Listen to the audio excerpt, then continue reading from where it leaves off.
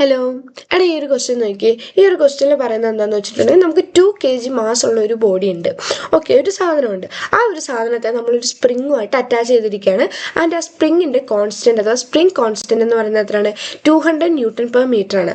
അതായത് നമുക്ക് ആ ഒരു സാധനത്തെ എന്താണ് സ്ട്രെച്ച് ചെയ്യാനായിട്ട് അല്ലെങ്കിൽ കംപ്രസ് ചെയ്യാനായിട്ട് ഒരു സർട്ടൻ ഡിസ്റ്റൻസിൽ നിന്ന് സ്ട്രെച്ച് ചെയ്യാൻ അല്ലെങ്കിൽ കംപ്രസ് ചെയ്യാനായിട്ട് ആവശ്യമുള്ള ഫോഴ്സാണ് എത്രയെന്ന് പറയുന്നത്?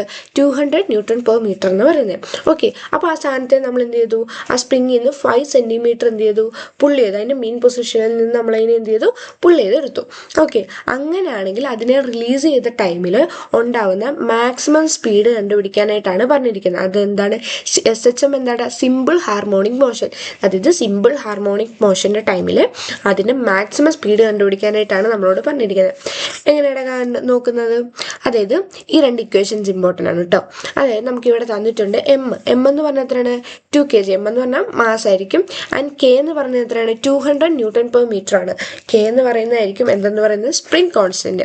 ആൻഡ് ആംപ്ലിറ്റ്യൂഡ് എന്ന് പറഞ്ഞാൽ എത്രയാണ്? A = 5 cm എന്ന് തന്നിട്ടുണ്ട്. ഇതെന്താണ്? സെൻറ്റിമീറ്ററിലും ഇവിടെ എന്താണ്? മീറ്ററിലും ആണല്ലോ കിടക്കുന്നത്. അപ്പോൾ നമുക്ക് ഈ സെൻറ്റിമീറ്ററിനെ എന്തിലേക്ക് കൺവേർട്ട് ചെയ്യണം? മീറ്ററിലേക്ക് കൺവേർട്ട് ചെയ്യണം. അങ്ങനെ 5/100 ചെയ്ത് കഴിഞ്ഞപ്പോൾ നമുക്ക് എത്ര കിട്ടി? 0.05 മീറ്റർ എന്ന് കിട്ടി. ഓക്കെ, ഇനി നമുക്ക് എന്ത് ചെയ്യണം? മാക്സിമം സ്പീഡ് കണ്ടുപിടിക്കണം. അതായത് Vmax = ω/a കൊണ്ട് ഇവിടെ ω എന്ന് കൊടുത്തിട്ടുണ്ടല്ലേ. വേർ ഒമേഗ എന്ന് പറയുന്നത് ഏതാടാ? √k/m ആണ്. അതായത് √200/2 എങ്ങനെ ചെയ്യുമ്പോൾ നമുക്ക് എത്ര വരും? √100 വരും. അതായത് 10 rad/s എന്ന് വരും. ഓക്കെ, അതായത് Vmax എന്ന് പറഞ്ഞാൽ ഇനി നമുക്ക് ഡയറക്റ്റ് ഇട്ട് കൊടുത്താൽ പോരെ. 10 എന്ന് പറയുന്നത് എന്താടാ? 10 എന്ന് പറയുന്നതാണ് നമ്മുടെ Vmax എന്ന് പറയുന്നത്. ദെൻ അടുത്ത് എന്താണ്? 10 എന്ന് പറയുന്നതാണ് നമ്മുടെ ഒമേഗ എന്ന് പറയുന്നത്. ദെൻ ആംപ്ലിറ്റ്യൂഡിൻ്റെ വാല്യൂ നമ്മൾ ഓൾറെഡി കണ്ടുപിടിച്ചിട്ടുണ്ട്. 0.05 എന്ന് കണ്ടുപിടിച്ചിട്ടുണ്ട്. രണ്ടും കൂടെ ചെയ്യുമ്പോൾ നമുക്ക് എത്ര കിട്ടൂടാ? 0.5 m/s എന്ന് കിട്ടും. അപ്പോൾ നമ്മുടെ കറക്റ്റായിട്ടുള്ള ആൻസർ ഏതാ? ഇവിടുന്ന് ഫസ്റ്റ് 1 അല്ലേ.